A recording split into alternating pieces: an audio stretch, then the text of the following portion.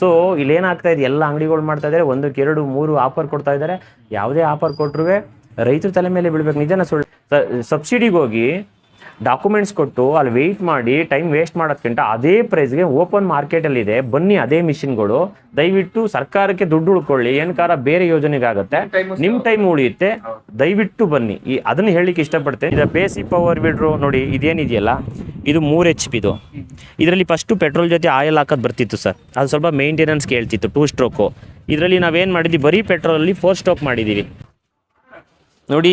7 HP power ವೀಡ್ರು, petrol engine. ಇದರಲ್ಲಿ ಏನಾಗುತ್ತೆ, blade ಎಲ್ಲ ಹೆವಿ ಬರುತ್ತೆ. ಅದಾದಮೇಲೆ ನಿಮಗೆ ನೋಡಿ ಹಿಂದೆಗಡೆ ವೈಬ್ರೇಷನ್ ಸ್ಪ್ರಿಂಗ್ ಹಾಕಿದ್ದೀವಿ, ವೈಬ್ರೇಷನ್ ಆಗದೇ ಇರುವಂಥದ್ದು ಅಂತೇಳಿ. ಇದೇನಂದರೆ ಕಾಮನ್ನಾಗಿ ಕೆಲವರು 8 HP ಬರಲ್ಲ ಅಂತಾರೆ, ಇದು ಬರುತ್ತೆ.